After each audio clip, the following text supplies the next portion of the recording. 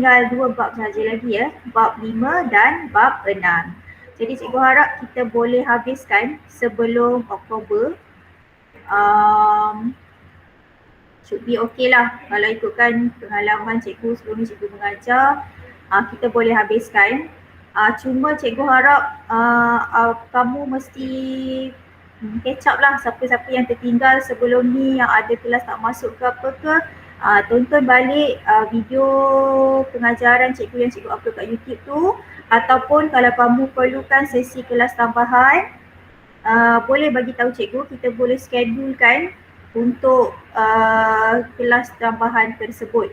Dan kalau boleh masa kelas tambahan, kalau yang kamu nak request tu, kelas tambahan yang di request tersebut, pastikan dia berfokus. Maksud cikgu berfokus ni adalah kamu tahu apa tujuan kamu buat kelas tambahan tersebut. Sama ada nak bincang soalan latihan yang cikgu dah bagi, ataupun kamu nak bincang tentang teori-teori ataupun konsep yang kamu tak faham setelah kamu baca buku teks, setelah kamu tonton video yang pengajaran yang sebelum ini. Okey, harapnya macam itulah. Dan sila pastikan kamu buat semua latihan yang cikgu bagi dan latihan-latihan tersebut disimpan dengan baik. Okey. Yang cikgu dah semak balik dalam buku teks, dalam buku latihan kamu, semak balik dan buat pembetulan dengan pen merah dekat tepi tu, macam yang cikgu buat tu lah, untuk menunjukkan kalau ada pembetulan, dan sila simpan. Okay, sebab semua latihan-latihan itu adalah rujukan kamu sepanjang untuk tingkatan 4. Okay, cikgu tak tekankan tentang nota. Cikgu tak ada suruh kamu buat nota kan sepanjang PTPR ni, sebab kamu dah ada buku teks digital. Jadi untuk next year, bila kamu masuk tingkatan 5 dan untuk XPM, bila kamu nak buat semula ulang kaji, hanya rujuk sahaja buku teks digital tersebut. Lagipun apa yang saya mengajar kamu selama ni pun saya guna buku teks. Sebab apa? Sebab itu adalah sumber utama rujukan kamu. Jadi untuk bahagian nota, kamu tak perlu risau. Cuma buat nota tambahan dekat tepi-tepi lah kalau kamu rasa perlu.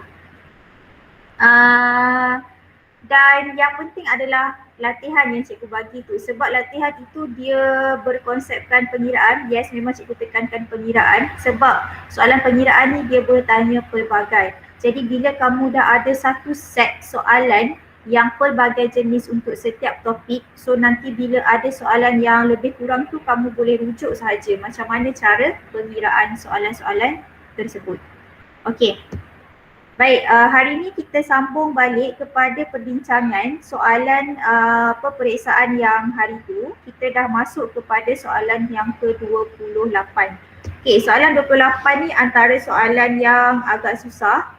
Okey, soalan 28 ni jawapannya adalah A. Okey, soalan 28 ni jawapannya adalah A. Okey, mari cikgu tunjukkan macam mana kita nak dapatkan untuk A ni. Okey, kamu boleh rujuk soalan ini, nak ambil dekat mana rumusnya adalah buku teks kamu, muka surat 99, yang mana dia tunjukkan macam mana nak dapatkan tempoh. Okey. Okey, soalan ni kata tempoh satelit di orbit bulatan berjejari R adalah T. Okey, macam biasa.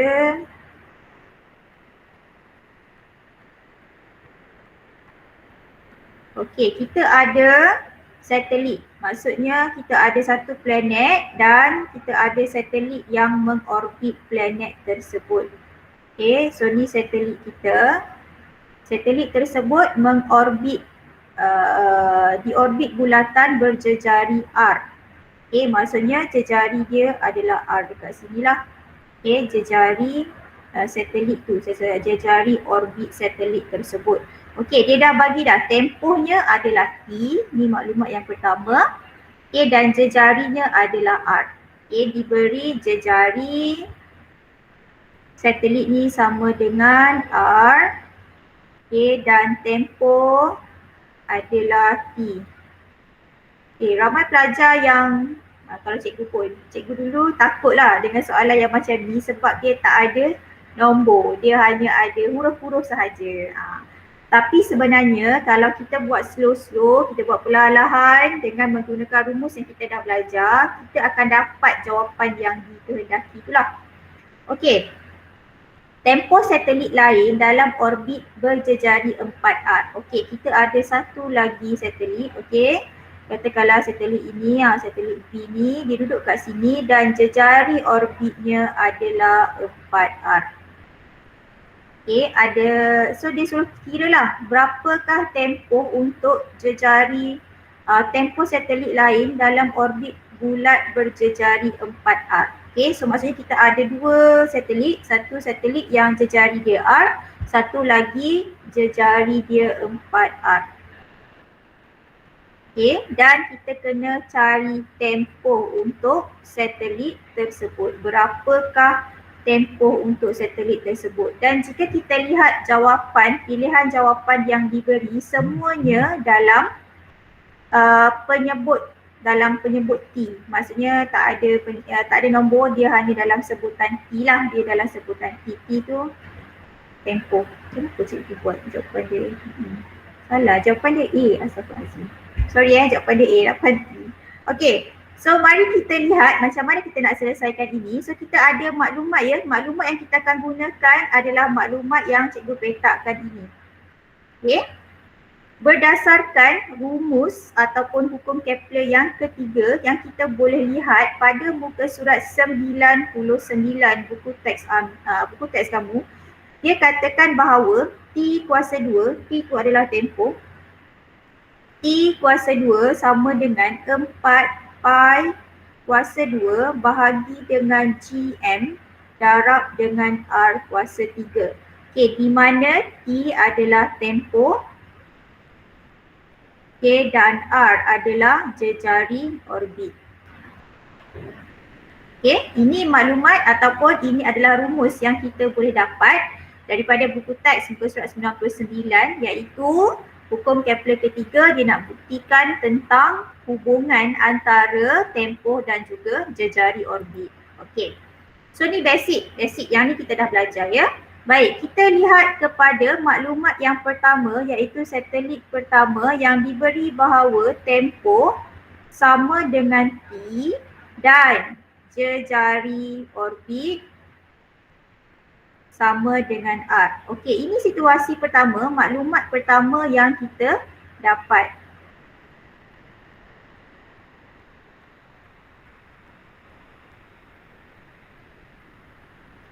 Okey.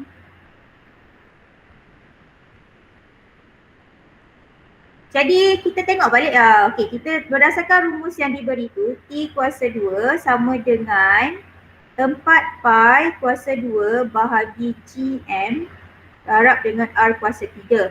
Okey, oleh kerana 4 pi kuasa 2 GM ini adalah pemala. Maksudnya nilai dia tak berubah dalam situasi satelit A ke, situasi satelit B ke, situasi satelit C ke, dia tidak berubah. Dia sama saja, nilainya sama, di mana G adalah pemala kegravitian. Okey, G pemala kegravitian dan M adalah jisim planet. Okay, jadi kita lihat kita dalam situasi planet yang sama. Jadi maksudnya jisim planet ni samalah untuk satelit yang pertama dan satelit yang kedua. Okey. Jadi oleh kerana dia ni sama, maka dia pemala. Kita gunakan satu huruf lain yang mewakili pemala itu. Okey, katakanlah dalam buku teks kamu dia guna K tak ada masalah. Okay, K sama dengan 4 pi kuasa 2 GM. Kenapa kita wakilkan dengan K? Boleh tak wakilkan dengan M? Boleh. Wakilkan dengan L? Boleh. Wakilkan dengan X? Boleh, tak kisah. Perwakilan ini bergantung kepada huruf kegemaran kamu. Boleh mana-mana tak ada masalah. Okay, kenapa kita nak wakilkan? Supaya kita dapat tulis dengan mudah. Tak perlu kamu nak tulis 4 pi kuasa 2 bahagi GM. Agak banyak nak tulis kan? Jadi kita wakilkan kepada satu huruf. Jadi dapatlah rumus kita ni, T kuasa 2 sama dengan KR kuasa 3. Okay, sekarang dia dah bagi dah tempoh sama dengan T. Jadi T sama dengan, ini masih lagi rumus. T sama dengan KR kuasa 3. Punca kuasa 2, KR kuasa 3. Gantikan tempoh sama dengan T dan jejari orbit sama dengan R. Jadi kita akan dapat T sama dengan punca kuasa 2 KR kuasa 3. Okay, so kita dah buat penggantian. Okay, boleh Kat sini boleh lagi nampak macam mengelirukan sedikit kan sebab dia gunakan T. Dia masih gunakan T tempoh. Okay, so kita dapatlah satu persamaan dekat sini iaitu T sama dengan punca kuasa 2 KR kuasa 3. R dah huruf besar. Kenapa dia dah huruf besar? Sebab R kecil kat sini dia mewakili jejari orbit. Sekarang kita dah gunakan maklumat untuk satelit yang pertama. Ini adalah satelit yang pertama. Okey, kita dah dapat Sekarang kita nak kira tempoh untuk satelit kedua. Tempoh untuk satelit kedua. Ini soalan nak lah. Iaitu yang ada R sama dengan 4R. Okey, satelit pertama tadi R kecil dia. Satelit pertama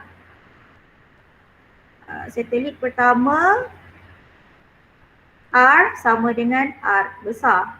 Okey, satelit kedua R sama dengan 4R. Okey, jadi kita masukkan dalam rumus. Mana rumus kita tadi? T kuasa 2 sama dengan kita gunakan rumus kita gunakan yang ni lah. Yang ni kita gunakan yang ini. Okey. T kuasa 2 sama dengan K R kuasa 3. Okey, masukkan dalam, gantikan R itu dengan 4R. Jadi kita dapat K 4R kuasa 3. Okey, boleh? 4R kuasa 3. Jadi kita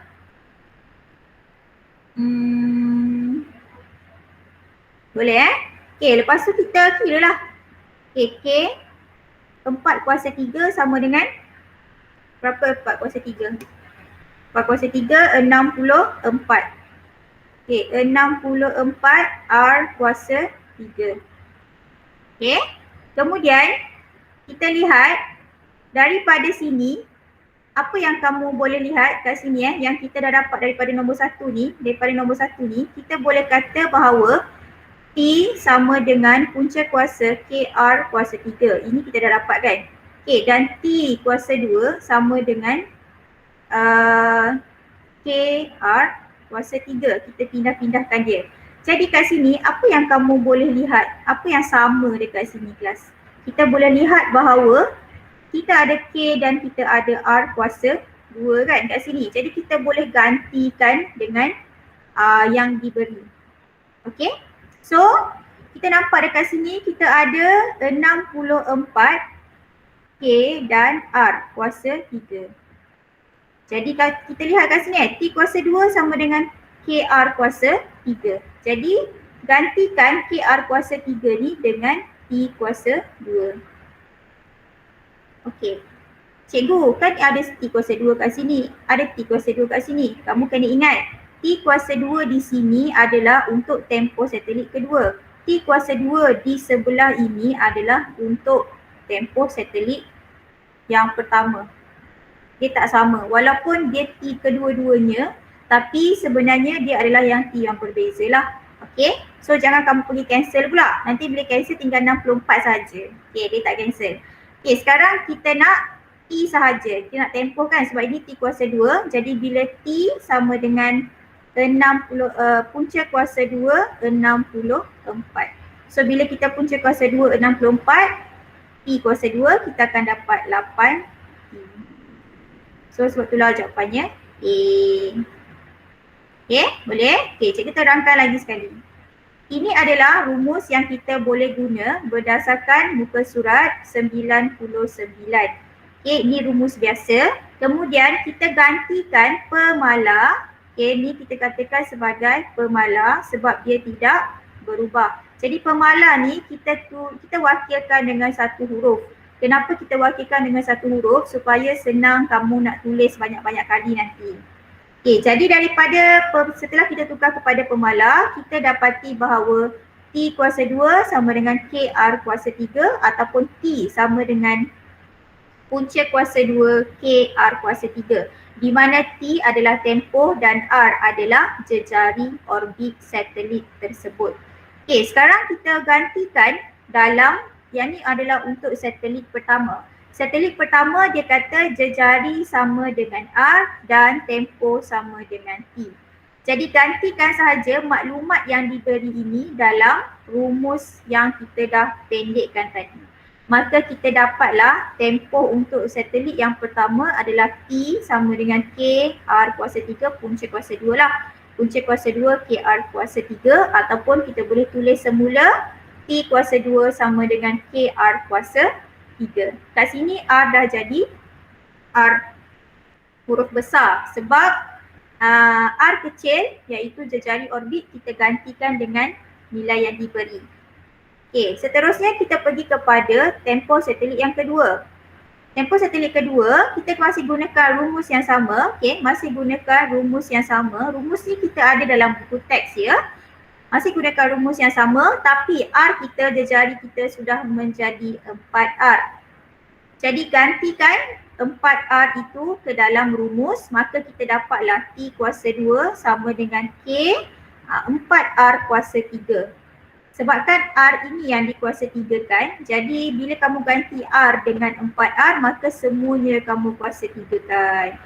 Jadi kamu pun kuasa 3 kan 4 dan R ini, maka kamu dapat 64 R kuasa 3.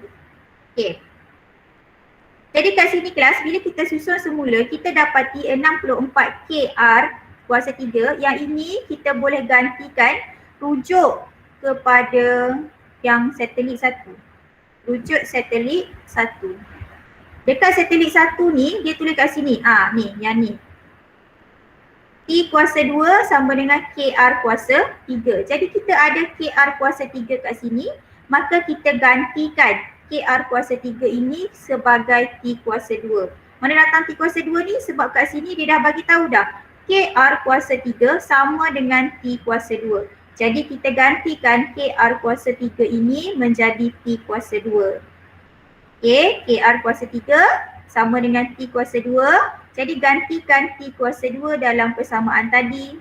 Gantikan KR kuasa 3 dalam persamaan tadi kepada T kuasa 2. Okay, bila kita dah dapat T kuasa 2, sebab kat sini masih lagi T kuasa 2, masih lagi tempoh tempoh kuasa 2, maka kita nak dapatkan T, kita punca kuasa 2 kan 64 dan T kuasa 2 tadi. Punca kuasa 2 64 adalah 8, punca kuasa 2 T kuasa 2 adalah T. Maka kita dapatlah jawapannya T sama dengan 8T. T sebelah sini apa? Tempoh orbit kedua. Okey, yang ini tempoh orbit 1. Okey. Jadi yang ini sebenarnya kelas kamu kena mahir dalam penguasaan matematik lah. Dan gunakan rumus dalam fizik dan kamu kena aplikasikan pengetahuan yang kamu ada dalam menjawab soalan matematik. Okey. Boleh kelas? Kalau ada soalan boleh terus tanya ya. Seterusnya adalah soalan nombor 29. Satu garis yang dilukis dari sebuah planet ke matahari sentiasa meliputi kawasan dengan luas yang sama dengan selang masa yang sama. Apabila planet itu bergerak lebih jauh dari matahari, planet akan bergerak dengan yang ini adalah hukum Kepler yang kedua. Ingat balik yang ni ada orbit. Okey, lepas tu matahari dekat sini, matahari, kemudian ada yang sebelah sini, dia macam ni dengan yang macam ni. Okey, so dia ada luas yang sama, B sama dengan A. Luas A dan luas B adalah sama, cuma jaraknya adalah berbeza. Okay, jarak kat sini, jarak apa ni, katakanlah A AAB dengan CD. Okay, jarak A dan B, AB jaraknya adalah lebih besar daripada CD. Tapi masa untuk AB sama dengan masa untuk CD. Okay, dan luas dia adalah sama. Luas AMB sama dengan luas CBD. Okay, ini adalah hukum Kepler yang kedua. Dia nyatakan bahawa luas yang mencakupi luas yang sama selang masa yang sama. Maksudnya nak bergerak dari A ke B sama dengan C ke D. Okay, tapi jaraknya AB ni lebih besar manakala CD lebih pendek. Jadi dia kata apabila planet itu berada lebih jauh dari matahari, maksudnya planet itu berada dekat C dan D lah. Okey, planet akan bergerak dengan, sebabkan jarak dia ni pendek tapi dia mesti masa yang sama panjang, maka dia kena bergerak dengan lebih perlahan ataupun lambat. Jadi 29 jawapannya B. Okey, seterusnya soalan 30. Soalan 30, satu jisim M dilepaskan di atas permukaan sebuah planet berjisim M besar dengan jejari R. Okay, dia bagi M, R dan juga jisim. Antara ungkapan berikut yang manakah memberikan pecutan graviti awal jisim tersebut? Okey, yang ini sebenarnya kamu boleh lihat kepada rumus untuk pecutan graviti. Okey, pecutan graviti muka surat dekat satelit ni kan. Pecutan graviti, sekejap ya, cikgu pun tak ingat kat mana. Okey, pecutan graviti kita boleh lihat pada muka surat 110.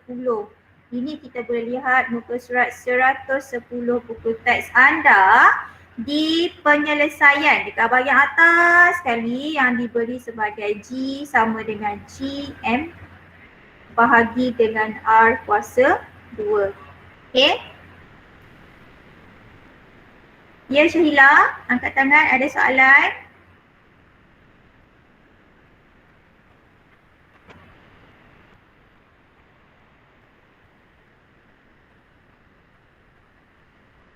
Adakah anda terangkat tangan? Okey, tak apa. Baik, mengikut muka surat 110 diberi bahawa G sama dengan GM per R kuasa 2, di mana M adalah jisim planet dan R adalah jejari planet tersebut. Ini jejari planet dan M adalah jisim planet. Okey, jadi oleh kerana dia dah bagi dah jisim planet adalah M dan jejari planet adalah R kecil, maka G kita sama dengan GM bahagi R kuasa 2. So jawapannya adalah B. Okay, ni memang totally rumus sahaja. So kamu macam mana pun kena ingat rumus lah. Okay. Dan ingat pecutan graviti dia tak bergantung kepada jisim kan. Kita dah belajar dah ni. Sama juga kita belajar masa gerakan jatuh bebas. Contohnya macam ada objek jatuh dari satu kedudukan ke bawah. Okay, dan dia tidak dipengaruhi oleh jisim. Dan ingat gerakan jatuh bebas mestilah berada dalam keadaan vacuum lah. Dan kita sebenarnya bila kita belajar tentang gerakan jatuh bebas tu kita abaikan rintangan angin. Sebab itulah kita boleh kata G dia tidak dipengaruhi oleh jisim. Okay. Seterusnya soalan ke-31. Okey, soalan 31 ni dah kita masuk kepada bab keempat. Okey. Rajah 31 menunjukkan sebuah periuk. Mengapakah periuk tersebut diperbuat daripada bahan yang mempunyai muatan haba tentu yang rendah? Jadi ingat kelas, muatan haba ataupun muatan haba tertentu kepada 1 kilogram. Muatan haba dia tak tertentu kepada 1 kilogram. Muatan haba ni diperlukan untuk meningkatkan suhu. Okay, meningkatkan atau menurunkan suhu. Dalam erti kata lain, dia adalah digunakan untuk perubahan suhu. Sekiranya melibatkan perubahan suhu, maka kita gunakan konsep muatan haba. Kamu mesti ingat yang itu kelas. Kalau ada perubahan suhu, maksudnya suhu tu nak suruh naik ataupun nak suruh rendah, maka kita perlukan muatan haba tentu. Sebab apa muatan haba tentu ni? Sebab muatan haba tentu adalah kuantiti haba yang diperlukan untuk meningkatkan 1 darjah Celsius suhu bahan tersebut. Kalau tentu bagi 1 kilogram bahan lah. Maksudnya kamu nak tingkatkan 1 darjah Celsius suhu tu, berapa banyak haba yang kamu perlukan. Itu muatan haba tentu. Kalau muatan haba tentu rendah, maksudnya haba yang kamu perlukan adalah sedikit. Jadi kenapa periuk ni kita nak suruh kita kena gunakan bahan yang muatan haba tentu dia rendah. Supaya kita nak suruh dia cepat panas. Bila muatan haba tentu dia adalah rendah, maka dia cepat panas lah. Peningkatan suhunya lebih cepat sebab digunakan sedikit sahaja. Jadi jawapannya adalah 31, jawapannya B, untuk mempercepatkan proses pemanasan periuk tersebut. Mengurangkan jisim tak ada kaitan. Meningkatkan takat lebur periuk. Kenapa nak tingkatkan takat lebur? Kita nak suruh periuk tu lebur ke? Untuk mengurangkan pengembangan periuk. Kita tak ada kaitan sebab ini adalah, sebab kita tahu periuk ni digunakan untuk memasak. Jadi kita perlukan makanan kita tu cepat masak lah. Jadi kita perlukan periuk yang muatan haba tentu dia rendah dan cepat panas. Tapi satu keburukannya adalah makanan kita akan cepat hangus. Kalau tak dijaga, maka makanan kita cepat hangus. So be careful dengan periuk yang muatan haba tentu dia rendah. Okay. Soalan yang ke-32. Raja 32 menunjukkan dua blok logam yang sama K dan L yang bersentuhan antara satu sama lain. Ni blok logam K. Ini pula adalah blok logam L. Dan kita boleh lihat dekat sini, kedua-dua blok logam adalah bersentuhan antara satu sama lain. Maksudnya bila dia bersentuhan, maksudnya dia berada dalam sentuhan terma. Jadi kedua-dua ini berada dalam keadaan sentuhan terma. Suhu awal K dan L adalah 40 dan 30 masing-masing. Seperti dalam belajar dah. Apakah yang akan berlaku apabila keseimbangan terma dicapai? So ingat, ada syarat-syarat yang perlu dipatuhi untuk mencapai keseimbangan terma. Yang pertama, mestilah kedua-duanya tu berada dalam sentuhan terma lah. Dua-dua dah sentuhan terma. Yang kedua adalah suhu sama. Suhu akhir sama. Bila suhu tu dah sama, maka mencapai keseimbangan terma. Dan yang kedua, kadar pemindahan bersih haba. Pemindahan bersih. Bukan pemindahan saja pemindahan bersih haba adalah sifar. Ingat balik apa beza kadar pemindahan haba dengan kadar pemindahan bersih haba. Sebab sepanjang mereka bersentuhan, berlakunya pemindahan haba dari K ke L, L ke K. Walaupun sudah mencapai keseimbangan terma, haba tu masih lagi dipindahkan. Tetapi jumlah haba yang dipindahkan adalah sama kedua-duanya. Sebab itulah kadar pemindahan bersih haba adalah sifar. Bila kita tolak kadar pemindahan haba kepada K, K kepada L dan L kepada K, dia akan jadi sifar. Maksudnya K hantar kepada L, contoh dia hantar kepada L, K hantar kepada L adalah 10 joule. L hantar kepada K juga adalah 10 joule. Bermaksud ini haba yang dipindahkan 10 joule, 10 joule. Maka bila kita tolak 10 tolak 10 ni, maka kita akan dapat sifar. Itu adalah kadar pemindahan bersih haba. Maksudnya masih berlaku pemindahan haba K dan L dan K masih lagi berhantar-hantar. Tapi bersih dia, kadar pemindahan bersih habanya adalah sifar. Okey, maksudnya tak ada beza. Kedua-duanya memberi ataupun menghantar jumlah haba yang sama. Itu maksudnya kadar pemindahan bersih haba adalah sifar. Bukan bermaksud tiada pemindahan haba. Haba masih lagi dipindahkan tapi jumlah haba yang dipindahkan adalah sama. Okey, mari kita lihat jawapan-jawapannya A. Suhu K lebih tinggi. Okey, ni memang salah lah sebab suhu mesti sama. Suhu K lebih rendah pun salah juga. Pemindahan bersih haba adalah sifar. So itulah jawapannya. Okey, B tiada pemindahan haba. Salah. Masih ada pemindahan haba tetapi kadar pemindahan habanya adalah sama. K bagi kepada L 10, L bagi kepada K 10. Sebab itulah kadar pemindahan bersih haba adalah sifar. Bukan tak ada pemindahan haba. Ada. Ya. Okey, seterusnya soalan ke-33. Soalan 33, 100 cm minyak zaitun memerlukan 8 minit untuk meningkatkan suhu sebanyak 50 darjah Celsius. Okey, isi padu 100, masa 8 minit, suhu 50. Dan 100 cm air. Okey, 100 cm air memerlukan 10 minit untuk meningkatkan sebanyak 50 darjah Celsius. Jadi kita lihat kat sini isi padu sama, suhu pun sama. Tapi yang berbezanya adalah masa. Kita boleh lihat minyak zaitun memerlukan masa yang lebih singkat daripada air. Maksudnya minyak zaitun ni lebih cepat panas berbanding air. Jadi kenapa minyak zaitun ni dia lebih cepat panas berbanding air? Ini berkait rapat dengan muatan haba. Okey, sebab apa berkait rapat dengan muatan haba? Sebab dia melibatkan peningkatan suhu. Maksudnya suhu tu berubah. Jadi kalau muatan haba rendah, muatan haba tentu rendah, maka suhu dapat meningkat dengan cepat. Bahan akan cepat panas.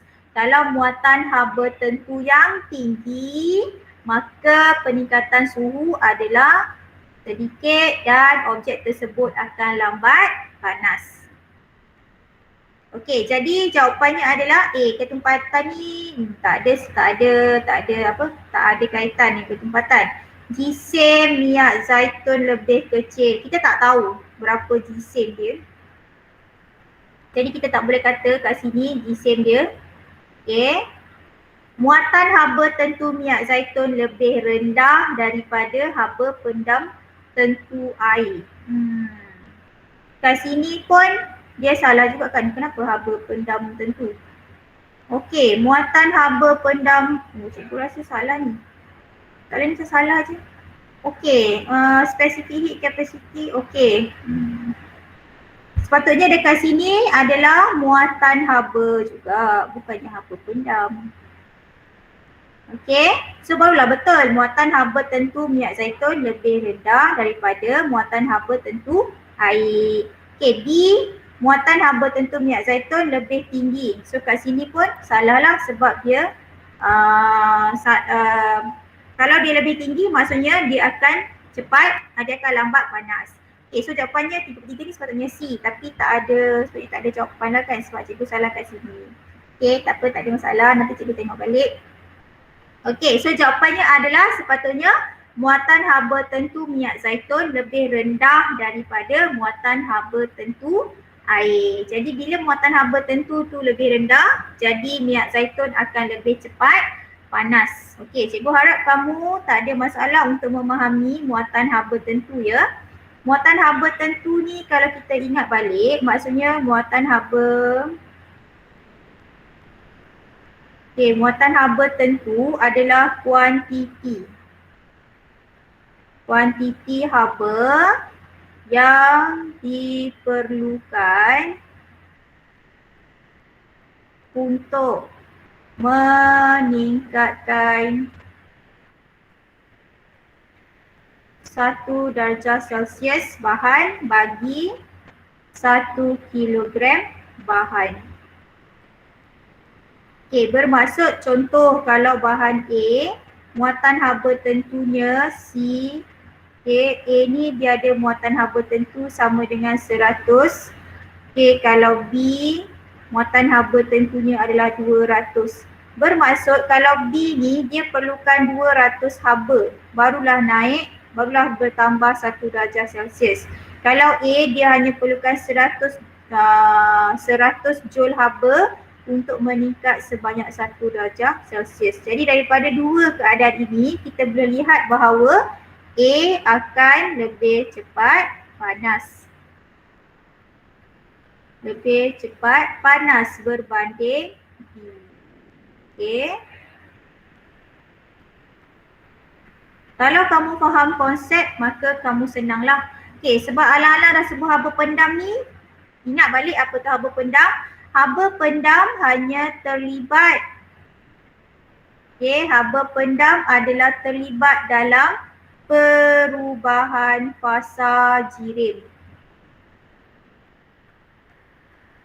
Sama ada air, bukan air kita guna secara umum lah, cecair kepada pepejal, okay, ataupun sebaliknya, okay, ais, gas kepada cecair ataupun sebaliknya. Bila melibatkan perubahan fasa, maka kita gunakan haba pendam tentu ataupun haba pendam. Dan kita ingat haba pendam ini kelas tidak melibatkan perubahan suhu. Maksudnya kalau tiada perubahan suhu berlaku, hanya ada perubahan fasa jirim, maka itu adalah melibatkan haba pendam. Kalau ada peningkatan suhu, kita gunakan muatan haba tentu. Ingat tu. Okay. Kalau melibatkan perubahan fasa jirim, maka kita gunakan haba pendam. Kalau melibatkan peningkatan ataupun penurunan suhu, maka kita gunakan muatan haba tentu. Okey, 34. Rajah 34 menunjukkan termometer klinik diletakkan di bawah lidah selama beberapa minit sebelum mengambil bacaan suhu badan pesakit. Okey, sekarang ni suhu badan lebih tinggi daripada termometer lah. Okey, suhu badan lebih tinggi daripada termometer. Suhu badan lebih tinggi daripada suhu merkuri dalam termometer. Jadi maksudnya haba daripada badan ni akan dipindahkan kepada merkuri dan dari merkuri pun dipindahkan kepada badan jugalah. Tapi oleh kerana badan tu suhunya lebih tinggi, maksudnya haba dia lebih banyak, jadi pemindahan haba daripada badan lebih banyak daripada berbanding pemindahan haba daripada termometer kepada badan. Okay, so soalan dia apa tadi? Soalan dia kata, tak ada. Okay, soalan dia,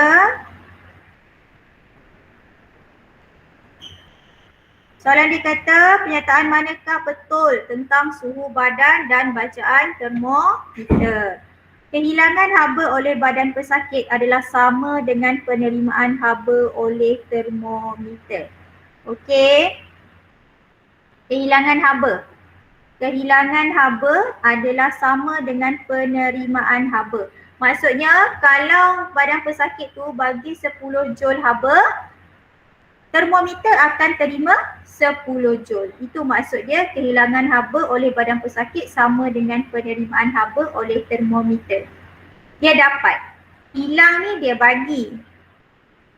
Terima tu dia dapat. Jadi kalau badan pesakit dia bagi 10 joule, termometer akan ambil 10 joule.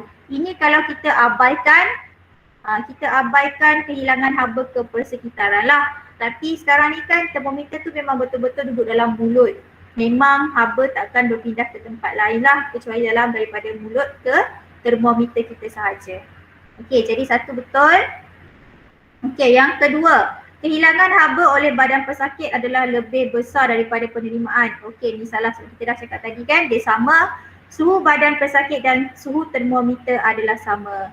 Yes, ini betul. Jadi jawapannya B.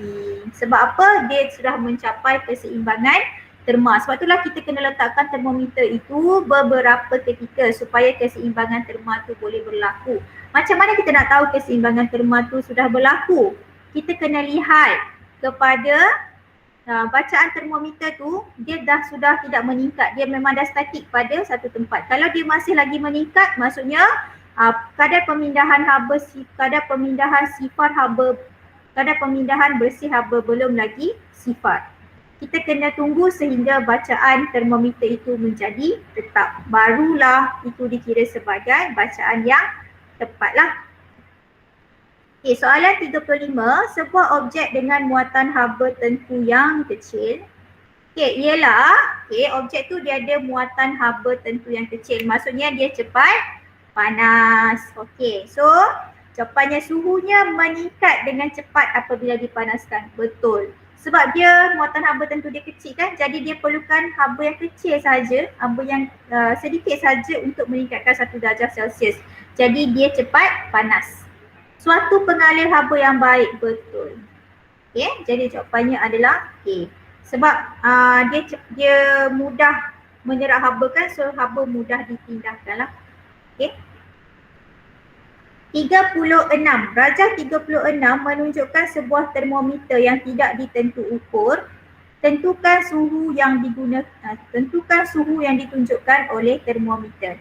Baik, ini kita gunakan rumus theta sama dengan L theta bahagi dengan L pada 100 darab dengan 100 darjah Celsius. Okey, so L theta kita adalah jarak daripada takat beku kepada bacaan yang ni lah termometer ni. So ini adalah L theta kita iaitu 12 bahagi L 100 adalah jarak daripada takat beku ke takat didih.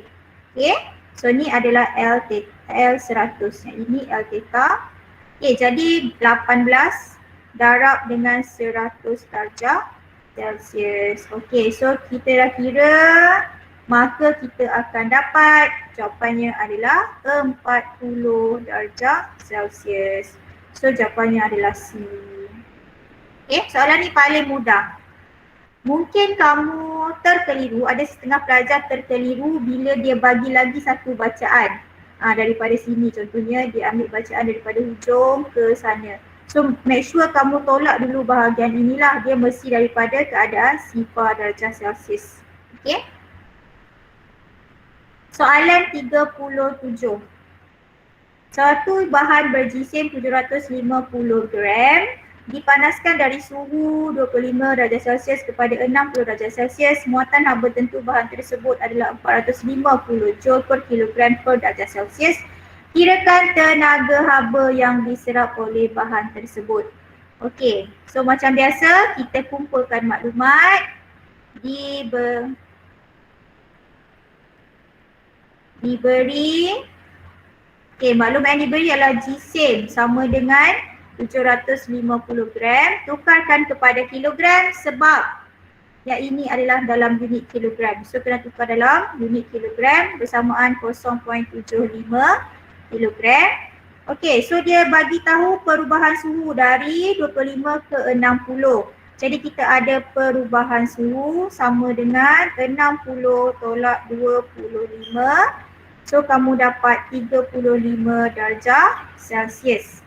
Seterusnya dia bagi muatan haba tentu C huruf kecil 450 joule per kilogram per darjah Celsius. Dia suruh kira tenaga haba. Jadi kat sini dia dah bagi muatan haba tentu, gunakan sahaja rumus muatan haba tentu iaitu Q sama dengan MC perubahan theta. Masukkan nilai M sama dengan 0.75, C sama dengan 450 dan perubahan theta adalah 35 darjah Celsius. Masukkan semua nilai ni, maka kamu dapatlah jawapan 1.18 darab 10 kuasa 4 joule. Okey, jadi jawapannya 37 adalah B. Okey. Soalan melibatkan haba ni kan paling senang sebab dia tajuk haba ada berapa? 3 je rumus dia. Satu yang ini, ini rumus kedua dan rumus ketiga adalah haba pendam. Oh tak, yang hukum gas so ada lagi 3 kan, so ada 6 lah semuanya. Tapi yang melibatkan muatan haba ni satu. Tajuk haba ni paling senang kelas, paling senang nak score. Okey, soalan seterusnya 38. Okey, kita dah habis, tak ada pengiraan dah kan? Okey, soalan 38. Fenomena bayu darat adalah disebabkan oleh. Okey, yang ini macam-macam mana pun kamu mesti ingat macam mana fenomena bayu darat berlaku. Ingat, bayu darat bermaksud angin sejuk dari darat. Maksudnya darat lebih sejuk daripada laut lah. So kalau kita ada darat, ini laut kamu, laut, so darat. Okay, darat kat sini okay, maksudnya bayu darat, bayu dah sejuk daripada darat ke laut. Okay, angin sejuk, ingat bayu ni maksudnya apa? Angin sejuk. Okay, angin sejuk dari darat. Okay. So ingat balik yang mana ni kat sini, boleh lihat balik dalam buku teks kamu. Okay, so jawapannya adalah A. Okay. Soalan 39. Darjah 39 menunjukkan satu seterika. Sifat manakah yang paling sesuai untuk permukaan tapak seterika? Jadi ni tapak dia, kita nak supaya tapak dia ni panas kan? Jadi bila kita nak tapak dia panas, maka kita perlukan muatan haba tertentu yang rendah supaya dia cepat panas. Bila dia cepat panas, jadi tak perlulah kita gunakan tenaga elektrik yang begitu banyak untuk panaskan tapak dia. Okay. 40. Darjah 40 menunjukkan sebuah termometer. Pengubah suaian manakah yang menghasilkan kepekaan termometer tersebut? Maksudnya kita nak tingkatkan kepekaan. Maksudnya kita nak bagi kita punya termometer tu dapat membuat bacaan dengan tepat. Okey. Menggunakan tiub kapilari yang panjang. Okay, tiub kapilari yang ini, okay, kalau panjang sekalipun masih juga tidak dapat memberi bacaan yang tepat sebenarnya. Apa yang kita perlukan adalah menggunakan tiub kapilari yang lebih halus. Bermaksud bila tiub kapilari tu halus, maka peningkatan merkuri tu dapat disaksikan dengan lebih baiklah. Sebab merkuri ni dia akan mengembang. Bila dia kena panas, merkuri ni akan mengembang. So bila dia mengembang, dia akan naik lah. Jadi kalau kita gunakan satu bekas besar, contohnya tiub kapilari kamu yang A ni besar ni, berapa besar ni tiub kapilari kamu yang B kecil sahaja. Jadi kalau berlakunya pengembangan merkuri yang sedikit pun, merkuri tu masih dapat naik. Tapi kalau A ni masih berada di bawah sebab dia perlukan banyak kan, pengembangan yang banyak barulah dia boleh naik ke peringkat yang lebih tinggi. Itulah. So 40 jawapannya adalah B. Okay, so kita dah habis kepada perbincangan 40 soalan peperiksaan pertengahan tahun hari tu. Dan yang saya lihat soalan yang agak sukar, kalau yang melibatkan pengiraan tu soalan 27 dan 28 lah. Yang lain pengiraannya hanyalah pengiraan basic sahaja atau pengiraan secara pengiraan mudah. Okay, pengiraan mudah sahaja yang lain tu. Pengiraan yang basic. Cuma yang 27 dan 28 tu agak susah sikit lah sebab dia gunakan, dia tak pakai nombor kan. Bila tak ada nombor ni pelajar tend untuk takut.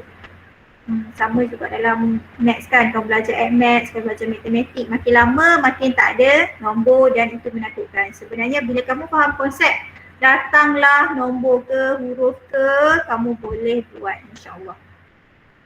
Okay, kita dah habis.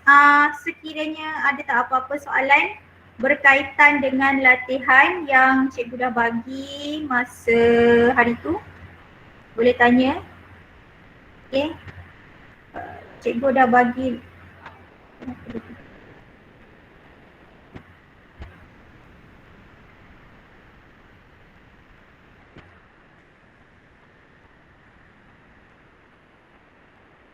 Okey, hari tu cikgu dah bagi latihan 4.3 yang paling latest lah. 4.3 dan 4.4. Ada apa-apa soalan? Yang setakat ni yang dah hantar 3 orang sahaja. Alia, Syakina dan juga Qurrata Ain. Yang lain belum lagi hantar. Bila tak nak hantar? Kamu mesti hantarlah kelas, sebab bila kamu hantar, cikgu boleh semak jawapan kamu dan cikgu boleh komen lah apa yang kamu salah, apa yang kamu tak salah. Kalau cikgu lihat prestasi kelas kamu ni makin lama tak ada orang dah hantar, kecuali Alia dengan Syakina je. Yang lain dah tak hantar, dah Azrul dah tak hantar, Hakim dah tak hantar, Syafiq pun dah tak hantar dah. Yang tak pernah hantar pun ada.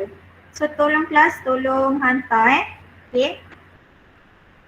Tolong hantar.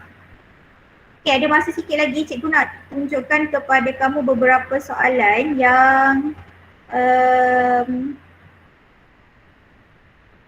okay, yang ni cikgu dah bagi kepada kamu. Kita lihat beberapa soalan untuk kamu bezakan haba pendam dan juga muatan haba. Okay, macam mana kamu nak kenal pasti soalan ni cikgu dia nak gunakan haba pendam ke dia nak gunakan muatan haba. Baik, kita ada 2 rumus yang kita dah belajar, iaitu kalau muatan haba tentu, kita gunakan rumus Q sama dengan MC theta ataupun PT sama dengan MC theta. P ni adalah kuasa dalam unit watt. Kalau kamu tengok W tu itu adalah kuasa lah, dan T kat sini adalah masa. Selalunya untuk PT ni kalau kita gunakan alat elektrik, contohnya dia bagi ceret elektrik dipanaskan selama beberapa ni lah. Okay, yang belakang ni sama je. Okay, Q ni adalah haba, jumlah haba ataupun tenaga haba yang diperlukan. Okay, ini muatan haba tentu. Kalau haba pendam adalah rumusnya, haba pendam tentu, rumusnya adalah Q sama dengan ML. Dan L ni sama ada penguapan ataupun pelakuran. Okey, perlu ke letak F ke M? Terpulang, tak kisah. Dia tak memberikan efek pun. Kalau kamu tak letak F ke tak letak M, dia tak memberikan efek. Jadi kalau kamu rasa tak tahu F atau M, tak perlu letak. Biarkan je. Okey, guna sahaja Q sama dengan ML. Okey, sama jugalah kita boleh gunakan PT sama dengan ML. Bila kita nak gunakan kedua-dua ni? Bila? Baik, tengok kepada soalan. Kalau soalan itu ada perubahan suhu, maka kita gunakan muatan haba tentu. Perubahan suhu. Kalau melibatkan perubahan suhu, sama ada suhu tu meningkat atau suhu tu menurun, maka kita gunakan rumus muatan haba tentu. Kalau melibatkan perubahan fasa jirim ataupun keadaan jirim, maksudnya daripada gas kepada cecair, cecair kepada gas, maka kamu gunakan haba pendam tentu. Ini basic. Senang macam mana kamu nak tahu mana satu kan? Okey? Yang kedua, cara untuk kamu tahu yang mana? Tengok kepada soalan. Dia bagi C ataupun dia bagi L. Maksudnya C ni adalah nilai muatan haba tentu bahan tersebut ataupun dia bagi haba pendam tentu. So tengok kepada soalan. Kalau dia bagi haba pendam tentu, gunakan haba pendam tentu, rumus haba pendam tentu. Kalau dia gunakan muatan haba tentu, kita gunakan rumus muatan haba tentu. Contoh kita ambil soalan yang pertama. 200 gram toluen, okey, tak kisahlah toluen ni apa, jangan ambil kisah. Jangan kamu fikirkan, cikgu toluen ni apa, tak ada kaitan dengan soalan. Jadi tak perlu fokus. Ingat kelas, tips yang cikgu boleh bagi kepada kamu cara nak jawab soalan adalah jangan fikir benda yang kamu tak tahu. Tapi fikir, usahakan benda yang kamu tahu dan boleh buat. Kalau kamu fikir benda yang kamu tak tahu sampai ke sudah, kamu takkan dapat jawab soalan tersebut. Fokus kepada apa yang kamu tahu dulu. Sebab itu yang akan membantu kamu menjawab soalan. Okey, soalan yang pertama 200 gram tolium dipanaskan dengan pemanas rendah berlabel 1000 watt. Watt, ingat bila watt ni maksudnya dia kuasa kan? Pada takat didih. Pada takat didih 110 darjah Celsius. Cari masa yang diambil untuk mengubah semua cecair kepada gas. Jadi kat sini apa? Ada tak peningkatan suhu kelas? Ada cikgu, dia kata dipanaskan. Betul, dia dipanaskan. Dia dipanaskan daripada yang rendah kepada lah suhu 110 darjah Celsius. Baik, soalan dia kata apa? Cari masa yang diambil untuk mengubah daripada cecair kepada gas. Cecair kepada gas. Bila cecair kepada gas itu melibatkan perubahan keadaan jirim. Maksudnya keadaan jirim cecair kepada keadaan jirim gas. Jadi bila ada perubahan keadaan jirim, maka kita gunakan haba pendam tentu. Jadi kat sini rumusnya adalah Q sama dengan ml. Tapi sebab dia bagi kuasa kan, jadi kita tukarlah Q ni sama dengan T, T sama dengan ml. Jadi kita nak T sama dengan ml bahagi dengan T. Okey. M kita dah ada 200 gram tukar kepada kilogram, jangan lupa. L kita dah ada diberi haba pendam tentu pengawapan dan P kuasa kita dah ada 1000 watt. Itu cara pertama tengok kepada sama ada perubahan kuasa ataupun peningkatan suhu. Cara yang kedua, cikgu, cara kedua kita tengok apa maklumat yang diberi. Baik, maklumat kat situ dia bagi haba pendam tentu.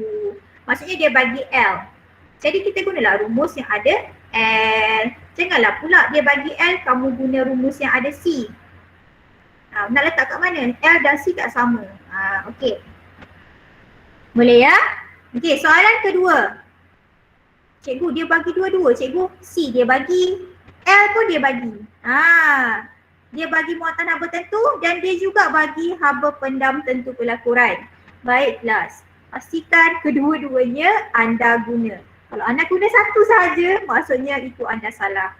Sebab maklumat diberi, yang maklumat tambahan diberi yang dalam kurungan tu kan, yang dalam kurungan, itu maksudnya maklumat yang kamu kena guna. Kalau yang maklumat dalam soalan, ada yang tak perlu guna. Contohnya macam 110 darjah Celsius. Ada tak kita guna tadi? Tak ada guna kan? Tapi kalau yang diberi dalam kurungan, itu kamu wajib guna. Jadi kalau soalan kamu tu, cara pengiraan yang kamu buat tak guna yang dalam kurungan, bermaksud kamu tertinggal sesuatu ataupun jalan pengiraan kamu salah ataupun rumus yang kamu guna tu salah.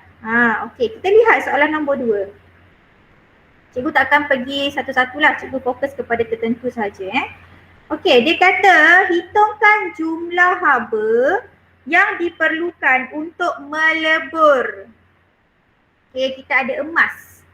Kita nak meleburkan 200 gram emas padu pada suhu 30 darjah Celsius kepada emas cecair pada 2660 darjah Celsius. Baik. Kat sini ada dua perkara. Pertama,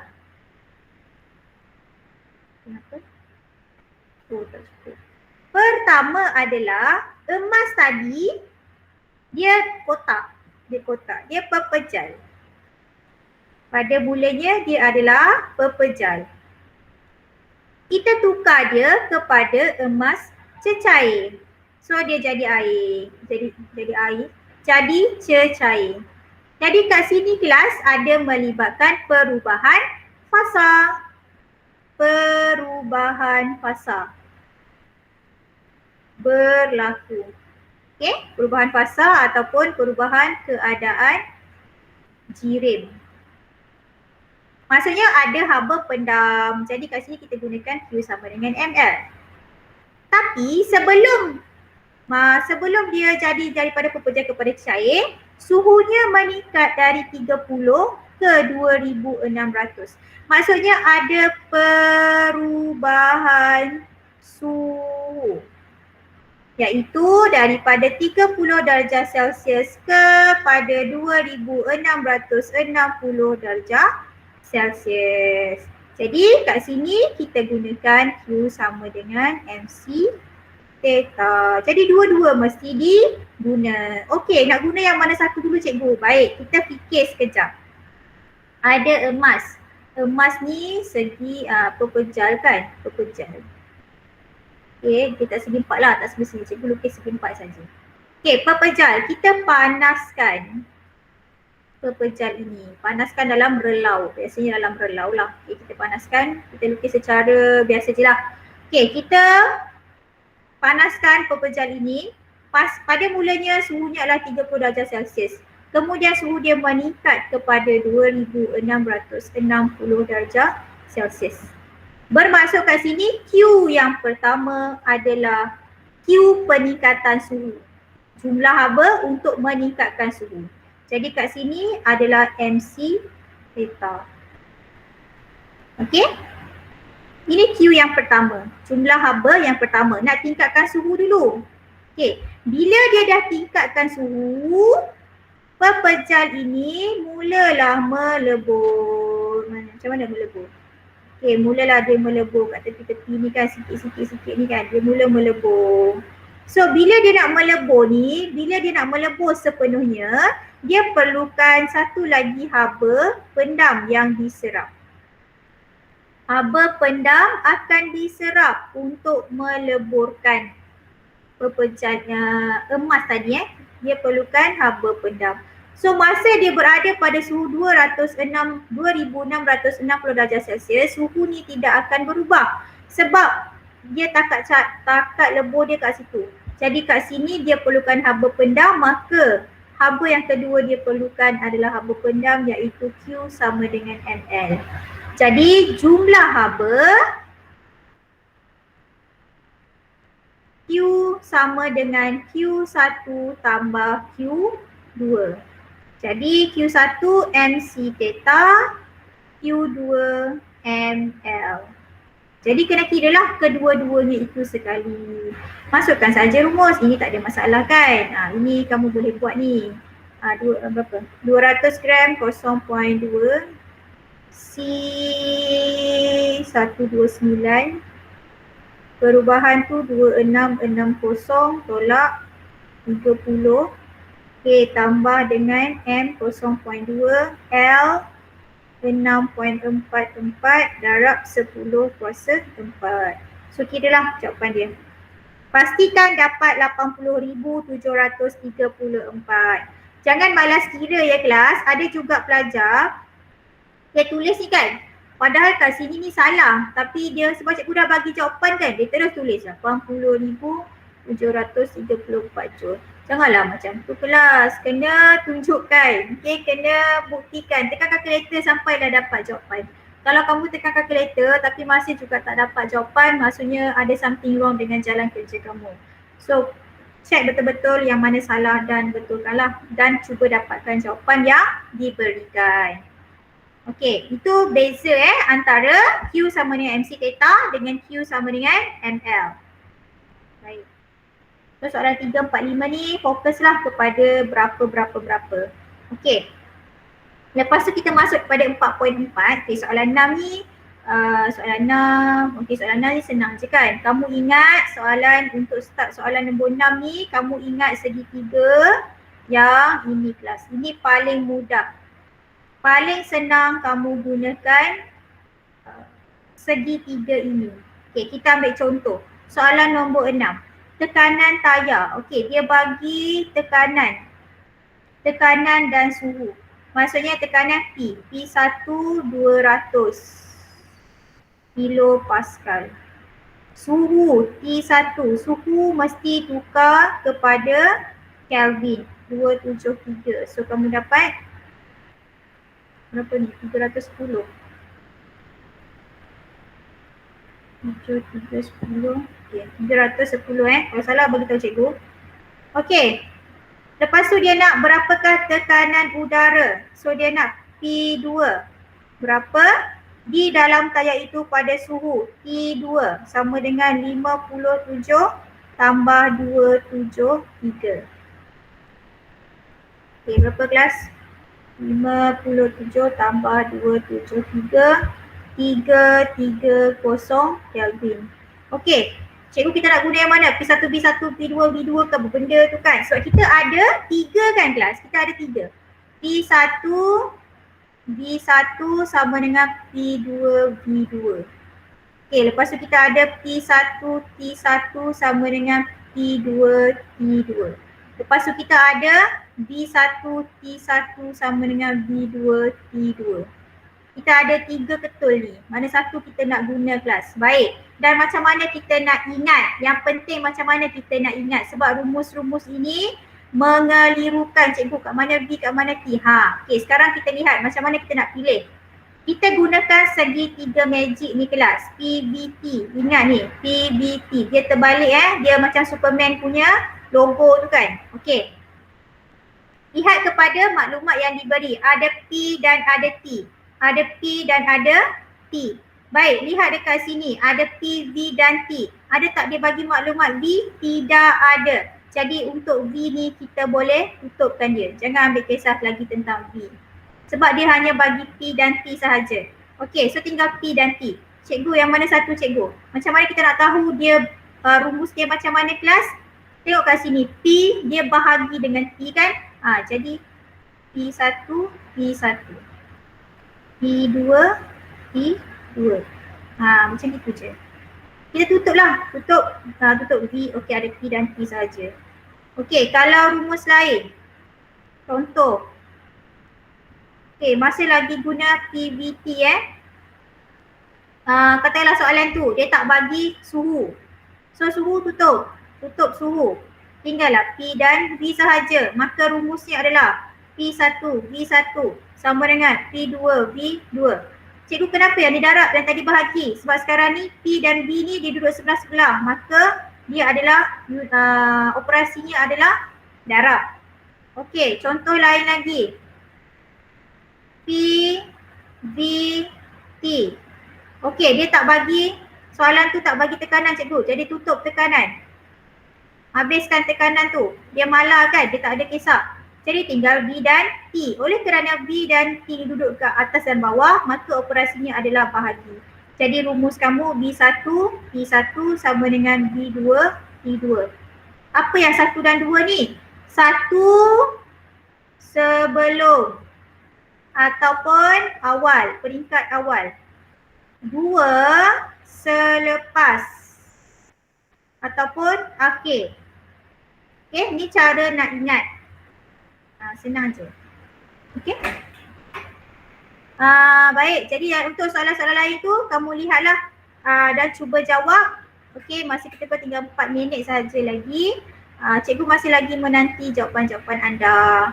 So tolong buat dan hantarlah. Okey. Bagi mereka yang dah buat, tolong buat soalan dalam buku teks anda.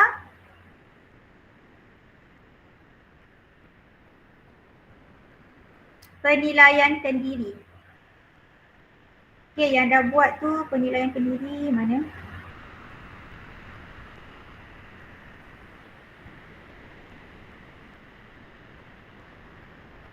Okey, tolong buat penilaian kendiri muka surat 165. Buatlah soalan 1 sehinggalah soalan akhir. Okey, soalan ke-13. Kalau nak buat soalan 14 pun boleh.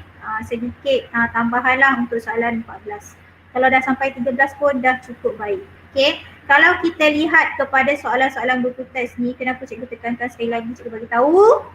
Sebab soalan-soalan inilah soalan-soalan kertas 2 kelas. Okey, soalan-soalan kertas 2 dan soalan-soalan favourite dalam exam. So kamu kena tolong buat, okey? Dan cikgu bagi masa kamu macam biasa 1 minggu. Isnin hadapan barulah kamu hantar. Okey? Untuk hari ni itu saja homework kamu. Hari Jumaat ini kita akan masuk kepada bab yang kelima, iaitu gelombang. Okey, kalau tak ada apa-apa soalan, cikgu bagi masa 2 minit untuk tanya soalan. Okey, ada soalan kelas?